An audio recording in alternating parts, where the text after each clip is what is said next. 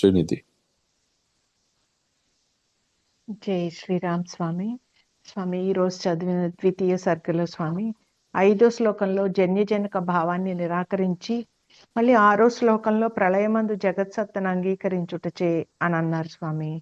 ఇప్పటి వరకు అది అర్థం కాలేదు స్వామి. ఇప్పుడు మీరు అధపృద్వాదేయోన్యేవా అనే దానికి అర్థం చెప్పాక స్పష్టంగా బోధపడింది స్వామి.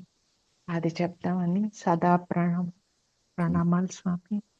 జై శ్రీరామ్ స్వామి. కాబట్టి ఈ 5 శ్లోకాల్లో కూడా మనం ఏం చెప్తున్నారు? అన్యమేమీ లేదు, వస్తువు ఒక్కటే ఉన్నది. ఒకటనే మాట ఇప్పుడు అన్యత్వ అనుభవ కారణం చేత చెప్పుకోవాల్సి వస్తుంది తప్ప అంకెలు సంఖ్యలు లేవు. తనయందు తాను అంకెలు సంఖ్యలు పుట్టించుకోవటం అంటే దర్శించి అనుభవిస్తూ ఉండడానికి దానికి అభ్యంతరం లేదు. అనుభవ కాలంలో కానీ ఈ అనుభవానికి అతీతమైన కాలంలో కానీ దాని యందు ఎటువంటి పరిణామం కానీ మార్పు చేర్పులు అంటే ఏమీ లేకుండా అదే ఉన్నది, ఎప్పటికి అదే ఉంటుంది.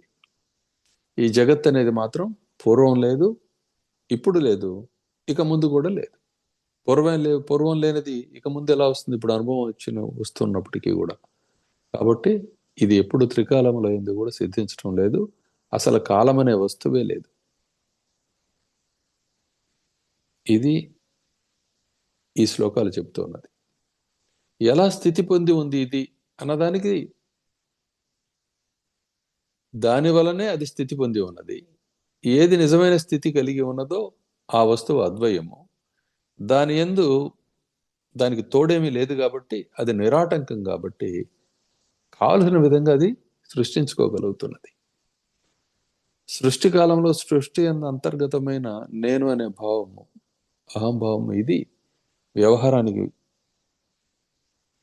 సిద్ధమై వ్యవహారాన్ని సాగిస్తూ తత్ఫలిత రూపమై తనలో తనకు తానే విభ్రాంతిని పొందుతూ ఉన్నది. ఇది తత్వం విషయం. అంతే తప్ప అన్యమైనది లేదు. అన్యం లేదని గుర్తించేదాకా మాత్రం ఈ లోక అనుభూతి మాత్రం ఉంటూనే ఉంటుంది. సృష్టి ప్రళయము స్థితి అనుభవానికి వస్తూనే ఉంటాయి. ఎక్కడికక్కడ తన యొక్క మరణమే ప్రళయము, తన యొక్క మెలకువయే సృష్టి స్థితి. ఇది తత్వం. సర్వకాలాంతకా నారాయణ నీవే శరణము నారాయణ బ్రహ్మేశ